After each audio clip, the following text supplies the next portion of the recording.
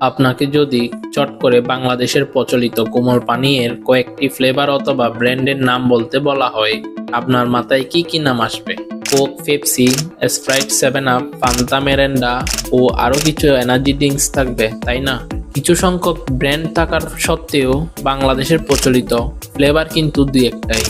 এই প্রচলিত ফ্লেভারগুলোর বাইরে যদি কোমল পানীয়ের নাম জানতে চাওয়া হয়, অনেকের মনে হয়তো জিরা পানির নামটাই আসবে। এই তো কয়েক বছর আগে কোমল পানীয়ের ইন্ডাস্ট্রিতে নতুন পানীয় আসে যার নাম জিরা পানি।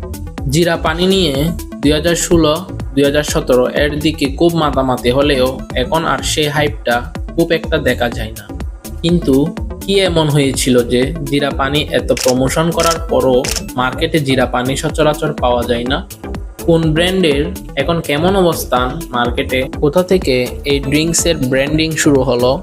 নতুন ফ্লেভারের পানীয় হিসেবে এই ড্রিঙ্কসের এখন চাহিদা কেমন? আর অপেক্ষা না করে চলুন দেখা যাক। প্রথমেই একটু জিরা পানির ইতিহাস সম্পর্কে জানি। জিরা পানি আদতে এই উপমহাদেশের জন্য নতুন কোনো পানীয় নয়। সুদূর অতীতে মুঘল আমলে হজম সমস্যা নিরসনের জন্য জিরা পানি পান করা হতো। ধীরে ধীরে সময়ের পরিক্রমায় ভারতে এই জিরা শরবতকে বোতলজাত করা হয় ও বাজারজাত করা শুরু হয়। বর্তমানে ভারতের ছোট বড় মিলিয়ে বেশ কয়েকটি ফ্লেভারের কোমল পানীয় পাওয়া যায়। প্রসিদ্ধ ব্র্যান্ডগুলোর মধ্যে কোকা-কোলা, রিমঝিম বেশ উল্লেখযোগ্য।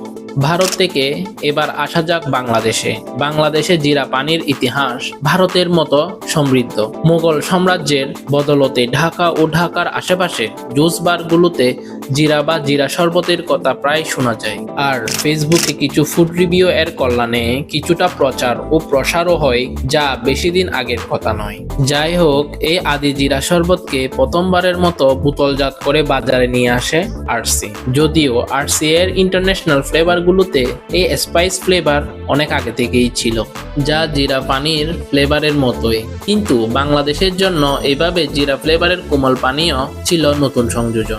কোমল পানির ইন্ডাস্ট্রিতে আরসি অনেকবারই নতুন কিছু সংযোজন করেছে। সেই ধারাবাহিকতায় অনেকটাই হুট করে আরসি বাজারে নিয়ে আসে জিরা পানি। অনলাইন ও অফলাইনে সমান তালে চলতে থাকে ক্যাম্পেইন।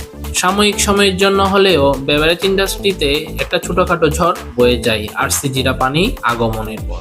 বড় বড় কোমল পানীয় ব্র্যান্ডের সাথে প্রতিযোগিতায় ঢুকতে থাকা আরসি যেন নতুন করে প্রাণ ফিরে পেল। আরসি জিরা পানির ব্যাপক প্রচার ও ভোক্তাদের সারাই অন্য ব্র্যান্ডগুলো স্বাভাবিকভাবেই করেছিল না, যার কারণে তারাও বাজারে জিরা পানি ছাড়ার প্রস্তুতি শুরু করে। বরাবরের মতোই সবার প্রথমে রেসপন্স করে প্রাণ। রিসোর্স, ডিস্ট্রিবিউশন, প্রমোশন সব দিক থেকে এগিয়ে থাকা বাংলাদেশের ফুড লিডার প্রাণের সাড়া দেওয়াটা খুবই স্বাভাবিক ছিল। 2016 সালের অক্টোবরে প্রাণ নিয়ে আসে প্রাণ জিরা পানি। খুবই অ্যাগ্রেসিভ প্রমোশন ডিস্ট্রিবিউশনের কারণে আরসি এর মার্কেট কাভারেজে প্রাণ বড়সড় প্রভাব ফেলতে সক্ষম হয়। আর জিরা পানি নিয়ে আরসি এর ব্যাপক রাজত্ব শেষ হয়ে যায়। কিছুদিনের মধ্যে আরসি এর থেকে প্রথম কাউন্টার অ্যাটাকটা আসে। কিছুদিনের মধ্যে আরসি তাদের জিরা পানির নামটা ট্রেডমার্ক করে রাখে। তাই সরাসরি কেউ এই নামটা ব্যবহার করার নিয়ম ছিল না। তাই প্রাণ অনেকটা বাধ্য হয়ে তাদের ড্রিঙ্কসের নাম পরিবর্তন করে প্রাণ মাসালা পানি নামে ব্র্যান্ডিং করা শুরু করে। এইদিকে আরসি জিরা পানির চাহিদা প্রাণ ও অন্যান্য পানির চেয়ে ভালো ছিল এবং স্বাদের দিক থেকেও প্রাণ জিরা পানি কিছুটা পিছিয়ে ছিল। প্রাণ ও আরসি এর মধ্যে অনেকদিন ধরে একটা ব্র্যান্ড ওয়ার চলে এবং অ্যাটাকিং প্রমোশন চালিয়ে যেতে থাকে, যার ফলে জিরা পানির হাইপটাও বেশ বাড়তে থাকে। এবার যদি আমরা প্রোডাক্টের লাইফ সাইকেলের কথা চিন্তা করি, প্রাণ ও আরসি ব্র্যান্ড ওয়ারের সময় জিরা পানি তার ইন্ট্রোডাকশন স্টেজ থেকে গ্রোথ স্টেজে চলে আসে। যে কোনো প্রোডাক্টের তুলনায় খুব দ্রুত বলা যায়।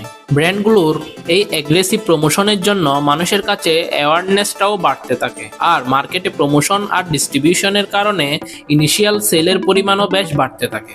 আর একই সাথে আরসি ও প্রাণের এই রাজত্বে ভাগ বসাতে শুরু হয় নতুন নতুন কম্পিটিটরের আগমন। আফি, সজীবের মতো ব্র্যান্ডগুলোও জিরা পানি নিয়ে আসে বাজারে। সব শেষে 2017 সালের শেষের দিকে কোকা-কোলার মতো জায়ান্ট কোম্পানি জিরা ফ্লেভারের ড্রিঙ্কস বাজারে নিয়ে আসে। স্বাভাবিকভাবে গ্রোথ স্টেজ থেকে প্রোডাক্টটি ম্যাচুরিটি স্টেজে প্রবেশ করার কথা ছিল, কিন্তু অনেকে তখন ফেসবুক গ্রুপে জিরা পানি নিয়ে নেগেটিভ পোস্ট দিতে শুরু করে এবং প্রচুর নেগেটিভ কমেন্ট আসা শুরু করে। এই ব্যাপারটা আজ করতে পেরে হয়তো অন্যান্য ব্র্যান্ডগুলো প্রমোশনে খুব একটা এগিয়ে আসেনি, তাই বছর না ঘুরতে আরসি ছাড়া বাকি ব্র্যান্ডগুলো বাজারে খুব একটা দেখা যায়নি, যার ফলে প্রোডাক্টটি মার্কেট থেকে হারিয়ে যেতে শুরু করে। এটার পেছনে হয়তো মানুষের কাছে আগের মতো সাড়া না পাওয়া বা আশানুরূপ সেল না পাওয়া অন্যতম কারণ হতে পারে।